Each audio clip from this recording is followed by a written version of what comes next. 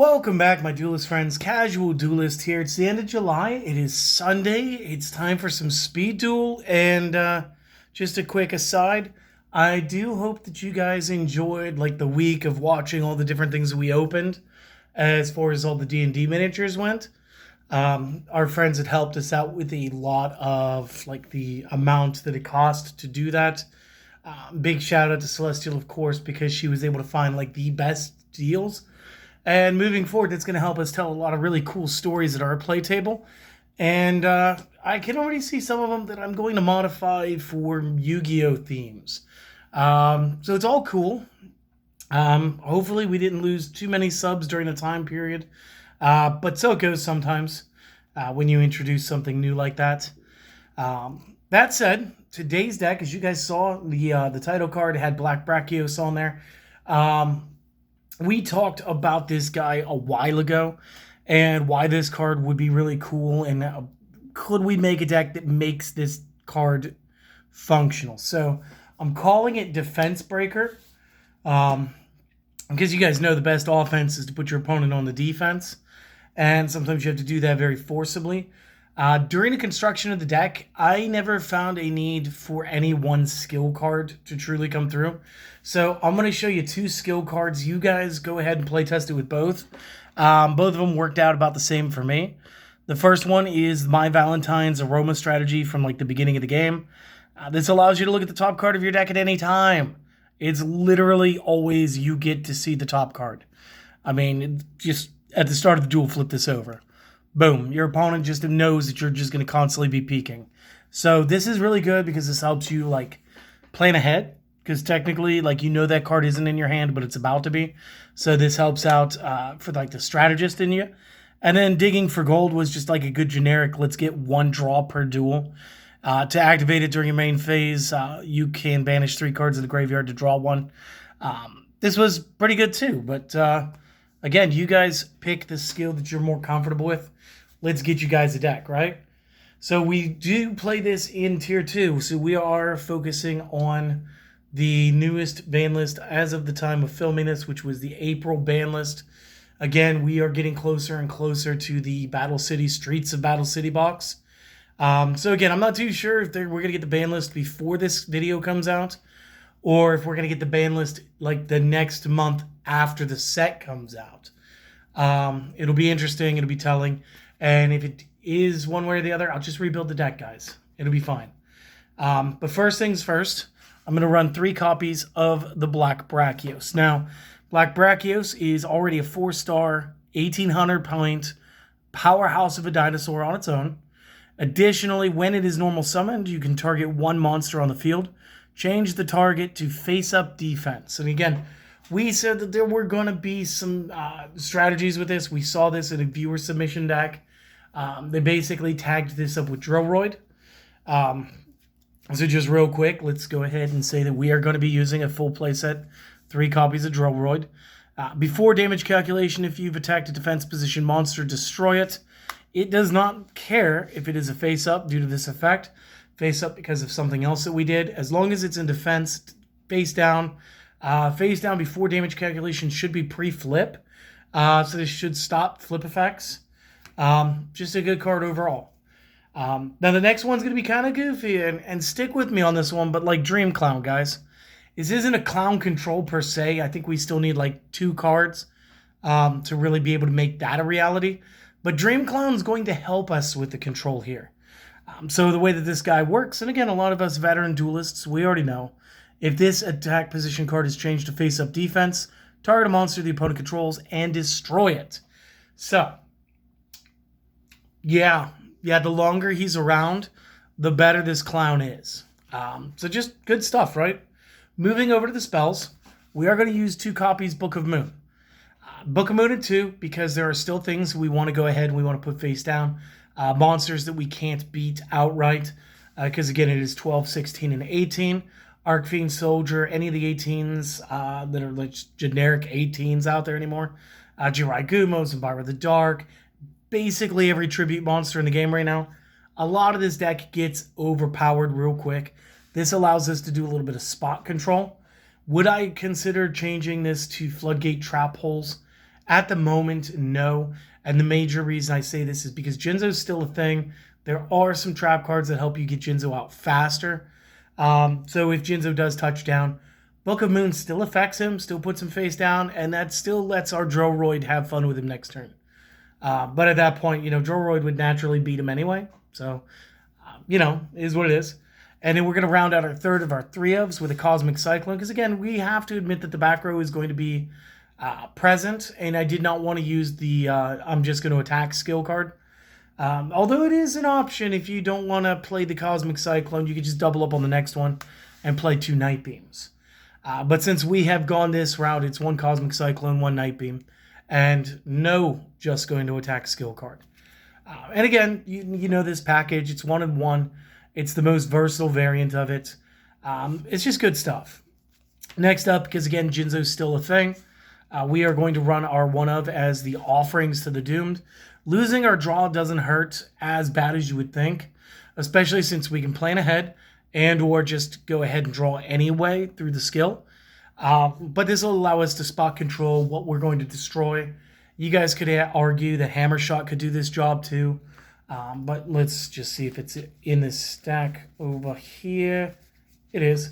So we could argue that you could play the Hammer Shot here. But I just want you to draw your attention up here. And then right there. And then remember that quick plays can be activated during the opponent's turn. So we can adjust our play depending on what we see on the top of our deck through Aroma Strategy. Or the fact that we know that we're going to draw anyway through Digging Through Gold.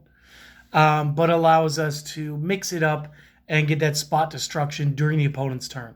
For me, being able to have that, I can do that if I want to, just means more to me. Especially since we have so many ways to get things into defense mode. The next card is pretty self-explanatory. We will be playing a full flight of 3 copies of Shield Crush. Target a defense position monster card on the field, destroy said target.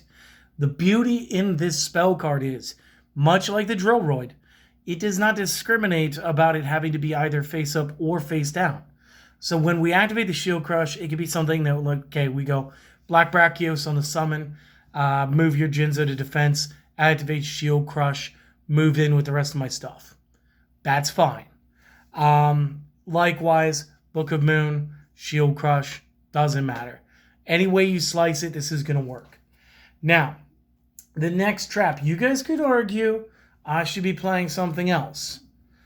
But I do want to mention that Zero Gravity is still an amazing trap card, and I'll tell you why. Because you change the battle position of all face-up monsters on the field. So we're not going to flip anything that's face down. Not that Windstorm, I don't think Windstorm affects that. But again, it's sitting over here on the table for sure. From playtesting, change the battle position of all face-up monsters the opponent controls. You might argue that Windstorm is the better play. And I'll tell you what. In some decks, it is. But the reason I run the Zero Gravity is the Dream Clown. Okay? There's nothing better than baiting your opponent into a big attack, hitting the Zero Gravity. You put 2 of their monsters, 3 of their monsters in defense mode. Even against something like a Dragon Caller build, you have to recognize the fact that Zero Gravity does not target. It does everything. So even in that moment, Lord of D plus 2 dragons, all defense. Dream Clown, 2 defense. Dream Clown is going to pop a card. It will be the Lord of D. But this will allow you during the next turn to summon, Droroid and activate Shield Crush. Or, set the Book of Moon. Wait for your opponents, see what kind of things that they do, and then adjust your strategy from there. So in this move, Zero Gravity means more than playing Windstorm of Ataqua. It's pretty obvious here. But it is worth noting that the synergy between these 2 cards is great.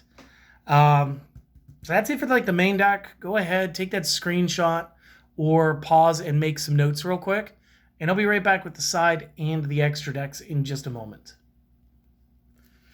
All right, we're going to start with the side deck ones. So the side deck is just basic generic tech. Guys, if you wanted to, if the Windstorm means a lot to you, or you weren't getting enough play off of the another card that, you could switch a couple of these around. One of my favorite things to do would probably be to add Nobleman of Crossout if you want to change this up. But what we're going to be running is we're going to run 2 Lost Winds because it's still, we've got GX cards running around, so Fusion's still like a big deal. Extra deck plays are getting more and more common. We get to reuse this. So like anything that special summons / anything that Fusion summons definitely gets hit and hurt by this. Next up, I do the double Mind Crush. And again, like I said, you can take these. You can take 1 and 1 out. You can take a Mind Crush and one of the next card out, which would be fine too. And you could easily put in like extra Windstorms of Itaqua or, like I said, Nobleman of Crossout would be fine. And then I round it out with my copies of Waking the Dragon. Again, I like being able to have an extra deck that's going to do something. Plus, once we start throwing a bunch of stuff in the back row, you will be surprised how fast your opponent will get aggressive against your back row. And this just lends you to being able to play larger cards and everything that we have in our extra deck as well.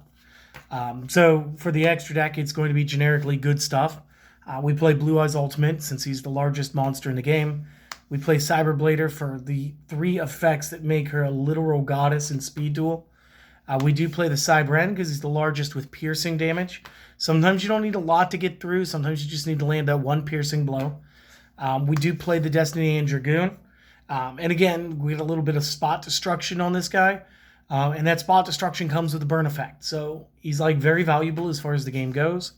Oja King because of the ability that we can to shut the opponent's side of the field off. And TI's Restrict because guy's just a legend. Like, he does a lot of stuff. He's able to vacuum clean any monster up. Even if you run into your opponent's Waking the Dragon and they hit yours, they could go from having the biggest card in the game to you sucking it up and making it yours. So, like, literally, this is my favorite way to play the extra deck.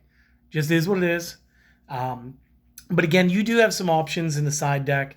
Like I said, Nobleman of Crossout and adding Windstorms of Itaqua are probably the easiest, most cost-efficient ways to increase everything here. And again, you could probably drop like 1 of each and go like 1 Windstorm, 2 Crossouts, depending on how much defense your opponent plays. But that's it. So I hope that you guys enjoyed it. If you have, the usual things, support the channel. Like, comment, and subscribe are the easiest, fastest things you guys can do. I don't normally talk about it, but like the notification bell, go ahead and click that guy. Generally, there's a new video every day. Sometimes I take a day off. Sometimes I take a week off. Usually, there's at least, 5 to 7 videos a week.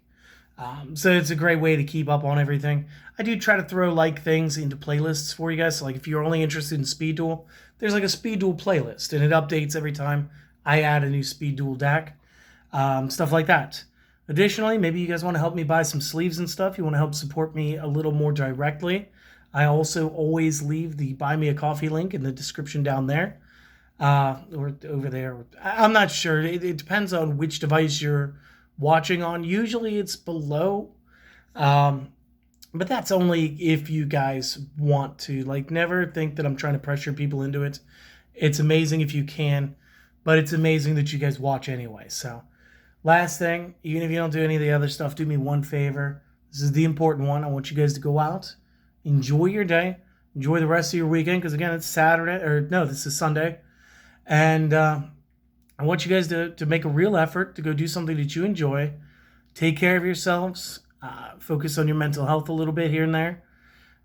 And just overall, I hope that you enjoyed it, and I hope you come back to see something else next time. So until then, you guys have a good one. Peace.